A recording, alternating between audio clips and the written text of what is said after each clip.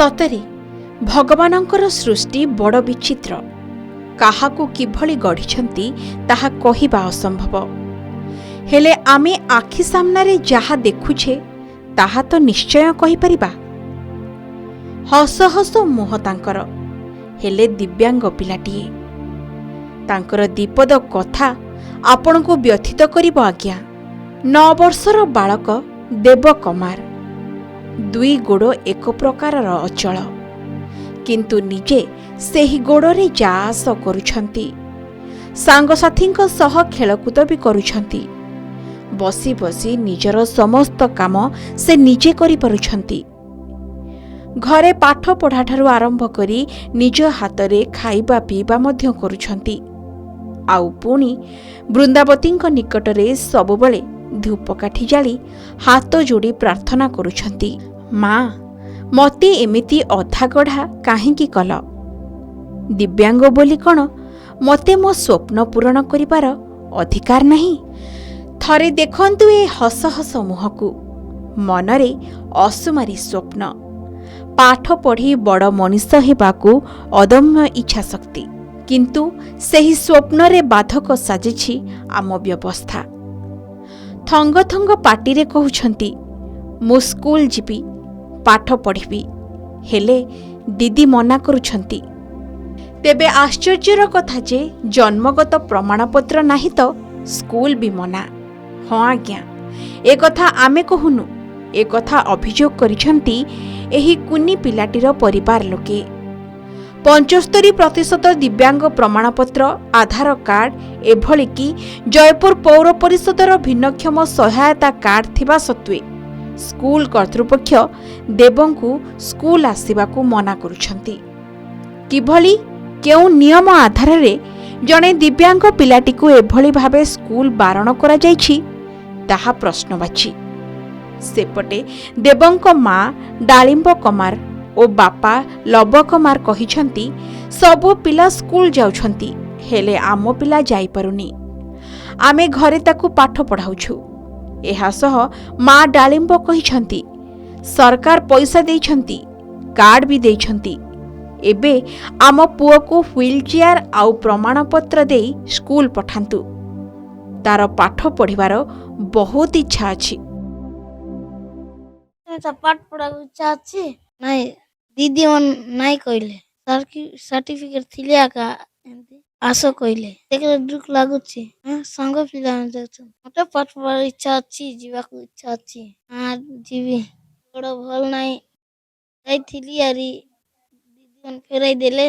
ପୁଅ ପାଇଁ ମା ଦିଦି ପୁଅ ପାଇଁ ନେଇକି ସେ ସ୍କୁଲରେ ନେଇଥିଲି। ତାର ଗୋଡ଼ ଆସୁନାହିଁ, ହ୍ୟାଣ୍ଡିକ୍ୟାପ୍ଟା। ଗୋଡ଼ ନେଇଥିଲି ଯେ ଜନ୍ମ ସାର୍ଟିଫିକେଟ ଆଣେ ପୁଅଟା ଲାଗୁ ଘରେ ଡେଲିଭର ହେଇଛି ଦିଦି। ନାଇଁ ତାର ଏ କ'ଣଟା ତାର ବତା ସାର୍ଟିଫିକେଟ ଅଛି। ବତା ସାର୍ଟିଫିକେଟ ନେଇକରି ଆର୍ ଆଧାର କାର୍ଡ ନେଇକରି ଜଏନ୍ କର ଦିଦି। ପିଲାଟା ଗୋଟେ ଅସୁବିଧା ବୋଲି ମୁଇଁ କହିଲାରୁ ନାଇଁ, ତାର ଜନ୍ମ ସାର୍ଟିଫିକେଟ ଆଣିକରି ଆକା ଜଏନ୍ କର, ନହେଲେ ମୁଇଁ ଜଏନ୍ କରିବି ନାହିଁ ବୋଲି କହିଲେ। ଜନ୍ମରୁ ଏମିତି ଗୁଡ଼ ଜନ୍ମରୁ ସେମାନେ ହାଡ଼ ବୁଲିଗଲା ଗୋଟେ ଜଙ୍ଗ ନେବି ବୋଲାରୁ ସେମାନେ 15 ଦିନକୁ ହାର୍ଟ ଡାକ୍ତର ଆଣ ବୋଲି କହିଲାକୁ ନେଇଥିବା ବେଳକୁ ତାର ବାପାର ଦେହ ଭଲ ନାହିଁ। ତାର ବାପା ମରବାଟା, ସେ ପୁଅକୁ ଚେତନା କରୁନାହିଁ। ତାର ବାପାକୁ ବଞ୍ଚୁ, ପୁଅ ନହେଲେ ନ ତାର ବାପା ବଞ୍ଚୁ ବୋଲି ପିଲା ଛୁଆ ତୁମେ କେମିତି କରିବି, ଦାଣ୍ଡ ବାହାର କରିବି। ତାର ବାପା ମରିଗଲେ ବୋଲି ତାର ପୁଅ ବାପାକୁ ଯତ୍ନ କଲି, ପୁଅକୁ ଧ୍ୟାନ ଦେଇ ପାରିଲି ନାହିଁ। ଏବେ ସମସ୍ତେ ତାର ସାଙ୍ଗସାଥି ସ୍କୁଲ ଗଲେଣି। ଏ ଲୋକ ଦୁଃଖ ଲାଗିଯାଉଛି। ଆମର ତାର ବାପା ଆମର କମାର ଲୋକ ତ ଶାଳ କାମ କଲେ ତ ରନ୍ଧା ହଉଛି ନା ତାର ପିଲା ବେଳଠୁ ତାର ହେଇଗଲା।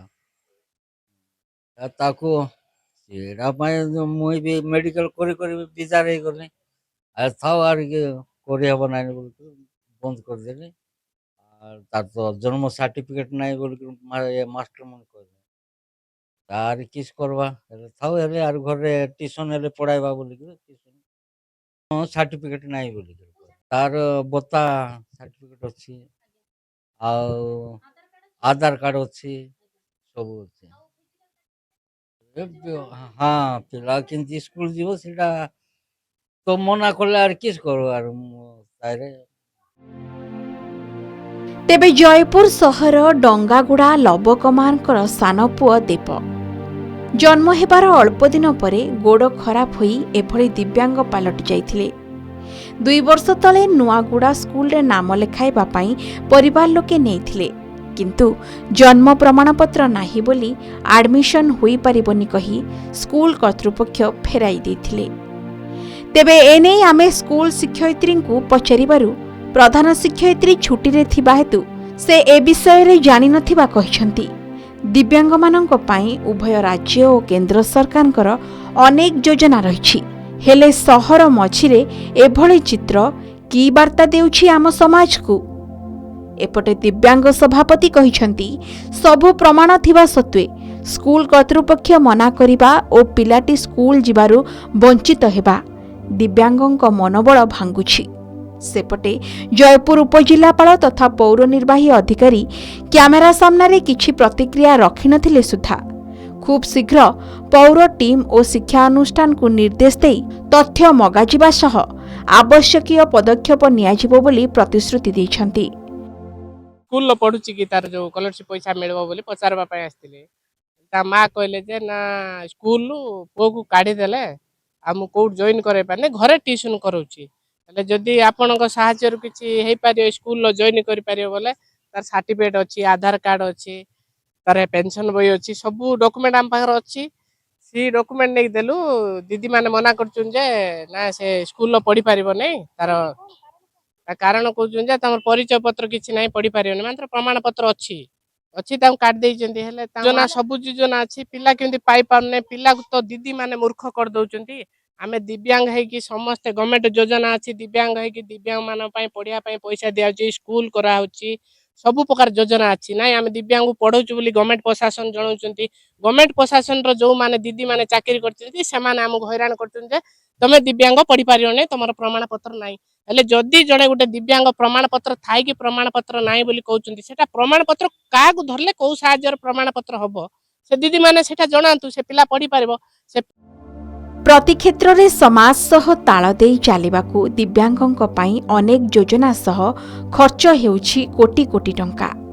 ହେଲେ ଏଠି ଉପାନ୍ତ ତ ଦୂରର କଥା, ଜୟପୁର ଭଳି ଉପକଣ୍ଠରେ ଏଭଳି ଚିତ୍ର ଶିକ୍ଷା ବ୍ୟବସ୍ଥା ଉପରେ ସୃଷ୍ଟି କରିଛି ପ୍ରଶ୍ନ। କୋରାପୁଟ ଜୟପୁର ମଧୁସ୍ମିତା ମିଶ୍ରଙ୍କ ରିପୋର୍ଟ, କେ ନ୍ୟୁଜ୍ ଓଡ଼ିଶା।